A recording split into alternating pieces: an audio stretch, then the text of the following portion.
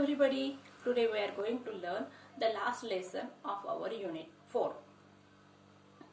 In this lesson we are going to learn about a boy who is not interested in his education, but still he goes to school and he become bored.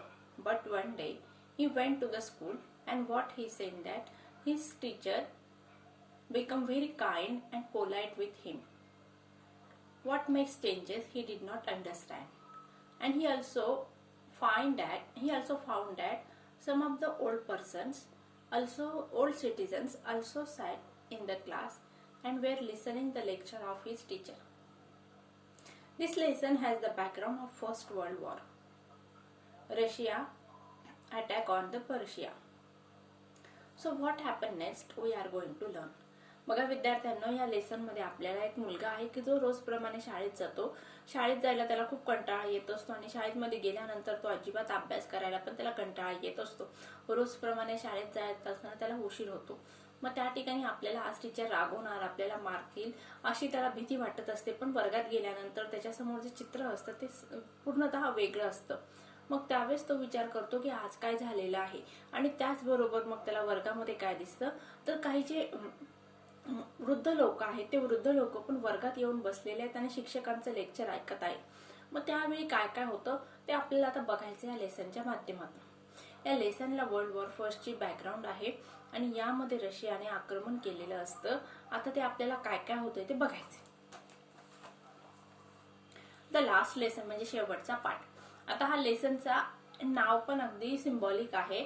आपलं जो lesson textbook आहे त्या textbook मधला पण हा शेवटचाच lesson आहे. आणि तो मुलगा जो होता शाळेत जाणारा विद्यार्थी त्याच्या आयुष्यातील पण किंवा त्याच्या शाळेतील त्याच्या शिक्षकांचा तो पण शेवटचा लेसन होता. The last lesson. I started for school very late that morning and was in a great dread of scolding, especially because Mr. Hamel had said that he would question us on the participles, and I did not know the first word about it. For a moment I thought of running away and spending the day out of door. It was so warm, so bright.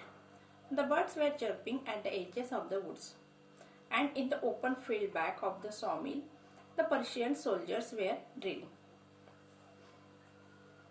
बघा आता या पहिल्या passage मध्ये काय सांगितलं ते line by line बघायचं. I started for school या ठिकाणी फर्स्ट पर्सन प्रोनाउन वापरण्यात आलेला आहे आणि या ठिकाणी जो रायटर आहे ते रायटर यांनी त्यांच्या बालपणीची गोष्ट आपल्याला सांगितलेली आहे. I started for school very late that morning. सकाळी सकाळी मला शाळेत जायला खूप वेळ झालेला होता. And was in a great dread of scolding. आणि मला खूप भीती वाटत होती म्हणजे कुठल्या गोष्टीची की माझे शिक्षक मला खूप रागवतील, माझ्यावर चिडतील. आणि विशेषतः इस्पेशली म्हणजे काय विशेषतः बिकॉज मिस्टर हॅमेल त्या मुलाचे जे शिक्षक होते मिस्टर हॅमेल त्यांनी काय केलं होतं. He had said that past perfect tense काय सांगितलं होतं बघा. Had said that he would question us. ते त्याला प्रश्न विचारतील कशावर बघा. Us on the participles. Grammar मधील पार्टिसिपल्स या चॅप्टरवर शिक्षक मला प्रश्न विचारतील या भीतीमुळे आणि त्याचबरोबर विशेषतः अजून वेळ पण झालेला होता आणि या दोन गोष्टींमुळे आपल्याला आज वर्गामध्ये खूप रागवणं बसणार आहे. यामुळे त्या मुलाला भीती वाटायला लागली. And I did not know the first word about day. आणि मला पार्टिसिपल बद्दल काहीही माहित नव्हतं. म्हणजेच वर्गामध्ये सरांनी काय शिकवलेलं होतं या गोष्टीकडे या मुलाचं अजिबात लक्ष नव्हतं. आणि आज ज्यावेळेस शिक्षक त्याला प्रश्न विचारणार होते त्यावेळेस त्याला भीती वाटायला लागली. For a moment I thought of running away and spending the day out of door. आणि मग हा मुलगा काय म्हणतो, थोड्या क्षणासाठी मला काय वाटलं आज आपल्याला उशीर पण झालेला आहे आणि सर आज आपल्याला प्रश्न पण विचारणार आहे. त्यापेक्षा आपण शाळेत न जाता पळून जायचं आणि काय करायचं बाहेरच फिरायचं. It was so warm. आणि दिवस पण खूप छान होता. आल्हाददायक असं वातावरण होतं. सगळीकडे मस्त लख्ख असं उजेड पसरलेला होता. आणि झाडावरचे पक्षी the birds were chirping at the edges of the woods. झाडांवर बसून पक्षी छान चिवचिवाट करत होते. And in the open field back of sawmill the Persian soldiers were drilling. आणि ओपन फील्ड म्हणजे मोकळ्या मैदानामध्ये. बॅक ऑफ सॉमिल म्हणजे सॉमिल म्हणजे काय, या ठिकाणी लाकूड ज्या ठिकाणी लाकडं या ठिकाणी कारखाना असतो त्याला सॉमिल म्हटलं जात असतं. त्या ठिकाणी काय बघा, त्याच्या बॅक साईडला काय आहे तर पर्शियन सोल्जर्स काय करत होते, कवायत करत होते. Were drilling. Past continuous tense. या ठिकाणी ड्रिलिंग काय आहे, इन्फिनेटिव्ह आहे. It was so warm wasn't it. Question tag काय होणार, वॉजंट इट. म्हणजे आता या पहिल्या पॅसेज मध्ये काय सांगितलेलं आहे की या ठिकाणी हा जो मुलगा आहे तो आपल्याला सांगत आहे की मला शाळेत जायला वेळ झालेला होता आणि त्याचबरोबर मला भीती वाटत होती कारण आज मला शिक्षक प्रश्न विचारणार होते आणि त्यातील पार्टिसिपल जे चॅप्टर होते सरांनी शिकवलेलं ते त्याला अजिबात माहित नव्हतं. त्यातला पहिला शब्द किंवा सुरुवात पण त्याला माहित नव्हती आणि सर आपल्याला प्रश्न विचारतील, रागवतील या भीतीने त्याला खूप दडपण आलेलं होतं आणि तो ठरवतो मनातल्या मनात की आपण शाळेत जाण्यापेक्षा मग बाहेरच कुठेतरी फिरूया. आणि वातावरण पण खूप छान आहे, सलख असं उजेड आहे, ऊन पडलेलं आहे, झाडावर पक्षी पण छान किलबिलाट करत आहे. पर्शियन सैनिक पण काय करत आहे, कवायत करत आहे. बघूया काय होतं पुढे. When I passed the town hall, there was a crowd in front of the bulletin board. For the last 2 years, all our bad news had come from there. I thought myself, what can be the matter now? आता या ठिकाणी बघा, पूर्वीच्या काळी संपर्काची किंवा communication आणि लोकांना न्यूजपेपर किंवा टीव्ही मोबाईल ही माध्यम नव्हती. म्हणजे ज्या काही बातम्या असायच्या त्या बातम्या गावामध्ये एक सूचना फलक असायचा, त्या सूचना फलकावर बातम्या लिहिल्या जायच्या. मग या मुलाने काय सांगितलं की त्या सूचना फलकाजवळ लोक जमलेली होती आणि त्या मुलाचं अजून असं म्हणणं आहे की ज्या काही वाईट बातम्या असायच्या त्या वाईट बातम्या सगळ्या त्या सूचना फलकावरूनच कळायच्या. आता त्या ठिकाणी लोक जमलेले होते आणि आता का जमले आहेत आणि कुठली वाईट बातमी आहे ते मला समजत नव्हतं. When I passed the town hall, गावाचा जो हॉल होता त्या हॉल जवळून पास होत असताना त्या ठिकाणी काय झाले, there was a crowd in front of म्हणजे च्या समोर. It is a phrase. बघा विद्यार्थ्यांना तुम्हाला परीक्षेला विचारलं जाईल, use this phrase in your own words. In front of, मग त्यावेळेस लिहायचं I set in front of the board किंवा आय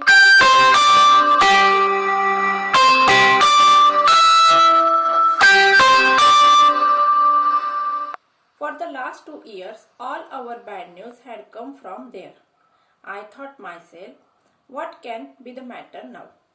आणि मागच्या 2 वर्षापासून सगळ्या वाईट गोष्टी त्या ठिकाणाहूनच येत होत्या. मग या ठिकाणी मला समजत नव्हतं की आता काय झालेलं आहे. Then, as I hurried by, as fast as I could go, the blacksmith watcher who was there with his apprentice reading the bulletin called after me. आता बघा काय सांगितलंय, then as I hurried by as fast as I could. आणि जसं मी जोरजोरात as fast as म्हणजे काय, जेवढ्या वेगाने मला शक्य होईल तेवढ्या वेगाने मी चालायला लागलेलो आहे कुठं, शाळेच्या दिशेने. त्यावेळेस मला काय दिसलंय, as I could. The ब्लॅकस्मिथ watcher, ब्लॅकस्मिथ होता आणि त्याचबरोबर आजूबाजूचे जे लोक होते ते पण त्या ठिकाणी बघत होते. Who was there with his apprentice. Apprentice म्हणजे काय, मदतनीस. म्हणजे ब्लॅकस्मिथ आणि आजूबाजूचे बघणारे लोक आणि ब्लॅकस्मिथ बरोबर त्याचा कोण होता, हेल्पर होता किंवा मदतनीस होता. रीडिंग द बुलेटिन, ते काय करत होते, बातम्या वाचत होते. कॉल आफ्टर मी, आणि त्यांनी मला बोलवलं. काय सांगितलं बघा, don't go so fast boy, you will get to your school in a plenty of time. मग या ठिकाणी ब्लॅकस्मिथने त्या मुलाला सांगितलंय, don't go so fast boy, तू इतक्या घाईघाईत जाऊ नकोस. You will get to your school in a plenty of time, तू आरामात तुझ्या शाळेमध्ये जाऊ शकतोस. I thought he was making fun of me and reached Mr. Hamel's little garden all out of breath. आता या ठिकाणी ह्या एका व्यक्तीने किंवा ब्लॅकस्मिथने मुलाला काय सांगितलं की बाबा रे, इतक्या घाई गर्दीत जाण्याचं तुला काही कारण नाहीये, या ठिकाणी तू आरामात तुझ्या शाळेमध्ये जाऊ शकतो. मग या ठिकाणी या मुलाला काय वाटलं की आपल्याला ऑलरेडी उशीर झालेला असल्यामुळे ब्लॅकस्मिथ आपली थट्टा करत आहे किंवा चेष्टा करत आहे. आणि तो मनातल्या मनात मग सरांचं, मिस्टर हॅमेल या सरांचं गार्डन की त्यांनी जे शाळेच्या अवतीभोवती फुलवलेलं होतं त्याला ते दिसू लागलं. Usually, when the school began, there was a great bustle, which could be heard out in the street, the opening and the closing of desks, lessons repeated in unison, very loud, and the teacher's great ruler rapping on the table. But now it was all so still. बघा आता हा मुलगा कुठं आलेला आहे, आता शाळेच्या बॅकग्राऊंडमध्ये आलेला आहे किंवा शाळेपर्यंत तो पोहोचलेला आहे. आणि शाळेमध्ये म्हणजे वर्गात जाण्यापूर्वी आता आजूबाजूला जो गोंगाट असतो, या ठिकाणी शाळा आहे, हे आजूबाजूच्या गोंगाटामुळे आपल्याला लक्षात येत असतं. बघा विद्यार्थी जे असतात त्यांचा गोंगाटाचा आवाज असतो, नंतर त्या ठिकाणी बेंचेस हलवले जात असतात, मुलं दंगामस्ती करत असतात, शिक्षकांचं काही वर्गामध्ये शिक्षकांचं शिकवणं चालू असतं, काही वर्गामध्ये सरांच्या पट्ट्यांचा आवाज येत असतात की जे रागवत असतात किंवा बेंचवर आपटत असतात, कधी कधी मुलांना शिक्षा करत असतात, असं सगळं दृश्य असतं. पण आज त्या ठिकाणी पूर्णतः शांतता होती. मग ही शांतता का आहे हा प्रश्न त्या मुलाला पडलेला आहे. Usually when the school began there was a great bustle. ज्यावेळेस शाळा सुरू होते त्यावेळेस त्या ठिकाणी खूप सारा गोंधळ असतो. Which could be heard out in the street. मग तो रस्त्यावर सुद्धा शाळेमध्ये किंवा वर्गामध्ये होणारा जो आवाज असतो तो आवाज रस्त्यावर पण ऐकू येत असतो. आता आवाज कशा कशाचा असतो बघा. Opening and closing of desk. वर्गामध्ये विद्यार्थ्यांना जे काही बेंचेस दिलेले असतात त्यामध्ये त्यांना पुस्तकं ठेवण्यासाठी जागा असते, मग विद्यार्थी ते वारंवार बंद करतात किंवा उघडत असतात. Lessons repeated in unison. आता मुलं पण काय करतात, एकत्र त्यांना काही सांगितलेले असतात लेसन्स म्हणायला किंवा टेबल्स म्हणायला, ते बोलण्याचा आवाज, त्याचबरोबर very loud. The teacher's great ruler. आणि शिक्षकांच्या हातात असलेली पट्टी, रॅपिंग ऑन द टेबल, आणि जी टेबलावर जोरजोरात आपटली जात आहे. But now it was all so still. पण आता सगळं शांत होतं. Through the window I saw my classmates already in their place and Mr. Hamel walking up and down with his terrible iron ruler under his arm. आता या ठिकाणी याने वर्गात जाण्यापूर्वी वर्गाच्या आतील दृश्य किंवा वर्गामध्ये काय आहे याचा अंदाज घेण्याचा प्रयत्न केला. थ्रू द विंडो, मग त्याने खिडकीतून बघितलं. काय बघितलं? I saw my classmates. माझे वर्गमित्र मी बघितले की ते ऑलरेडी इन देअर प्लेस, म्हणजे ते ऑलरेडी म्हणजे पूर्वीच ते त्यांच्या बेंचवर किंवा जागेवर जाऊन बसलेले होते. मिस्टर हॅमेल, त्यांचे या मुलाचे जे शिक्षक होते मिस्टर हॅमेल, त्यांनी काय केलंय बघा. Walking up and down with his terrible iron ruler under his arm. आणि शिक्षकांनी काय केलंय, त्यांच्या काखेमध्ये पट्टी घेतलेली आहे आणि ते वर्गातून फेऱ्या मारत आहेत. I had to open the door and go in before everybody. आणि मला आता दरवाजा उघडून, जो दरवाजा इथं या ठिकाणी लावून घेतलेला होता, बाहेरचा आवाज येऊ नये म्हणून वर्गातील, आणि तो दरवाजा उघडून आता सगळ्यांच्या समक्ष या मुलाला वर्गात जायचं होतं. You can imagine how I blush and how frightened I was.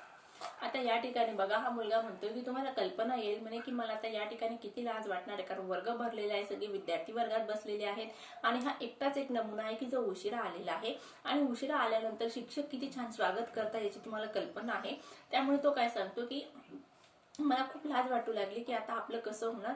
आणि त्याचबरोबर बाकीचे विद्यार्थ्यांचे गोष्ट सोडा, पण शिक्षक आता आपलं कसं सत्कार करणार किंवा स्वागत करणार या गोष्टीचं मला जास्त भीती वाटत होती. But nothing happen. पण याच्यापैकी काही घडलं नाही. Mr Hamel saw me and said very kindly. आणि सरांनी मला बघितलं आणि खूप दयाळूपणे मला काय बोललेत बघा. Go to your place quickly little friends, we were beginning without you. Sir त्याला हळू बोलतायत, जा तुझ्या जागेवर जाऊन बस, फ्रेंड्स तुझ्या जागेवर जाऊन बस, आणि आम्ही काय केलं म्हणे, तुझ्याशिवाय वर्ग सुरू केलेला आहे. आता या ठिकाणी या फ्रेंड्सला शिक्षकांकडून काय अपेक्षित होतं की शिक्षकांनी त्याला रागवावं, उशिरा येण्याचं कारण विचारावं, मारावं. पण या ठिकाणी असं काही नव्हता. शिक्षकांनी त्याला सांगितलं की पटकन तुझ्या जागेवर जाऊन बस, आणि तू आला नव्हता म्हणून आम्ही वर्ग घेतलेला आहे किंवा शिकायला सुरुवात केलेली आहे. I jumped over the bench and sat down at my desk. मग आता हा मुलगा काय सांगते, मी बेंचवरून उडी मारली आणि माझ्या जागेवर जाऊन बसलो. When I had got a little over my fright, I saw that our teacher had on his beautiful green coat. आता या ठिकाणी बघा, ज्यावेळेस माझी पूर्णतः भीती गेलेली आहे, adverb clause. When adverb clause of time आहे या ठिकाणी. When I had got a little over my fright I saw the teacher had on his beautiful green coat. या ठिकाणी ऍडव्हर्ब क्लॉज ऑफ टाइम आहे. ज्यावेळेस माझी भीती पूर्णतः निघाली त्यावेळेस मी काय बघितलेलं आहे, I saw that our teacher had on his beautiful green coat. आमच्या सरांनी सुंदर असा ग्रीन कलरचा, हिरव्या रंगाचा कोट परिधान केलेला आहे. हिज फ्रिल शर्ट, आणि त्याचबरोबर शर्ट, त्या कोटच्या आत काय घातले, मग फ्रिलचा शर्ट घातलेला आहे. The little black silk cap, आणि त्याचबरोबर सरांनी काय केलं होतं, काळ्या रंगाची सिल्कची कॅप घातलेली होती डोक्यावर. All embroidered. That he never wore except on inspection and prize days. आता सरांचा जो हा पोशाख होता, सर हा पोशाख रोज वर्गात घालून येत नव्हते. तो कधी घालायचे सर, बघा, ज्यावेळेस शाळेमध्ये इन्स्पेक्शन असायचं किंवा प्राइज किंवा विद्यार्थ्यांना बक्षीस वितरण समारंभ असायचा त्यावेळेस सर हा पोशाख घालायचे. Besides the whole school seem so strange and solemn.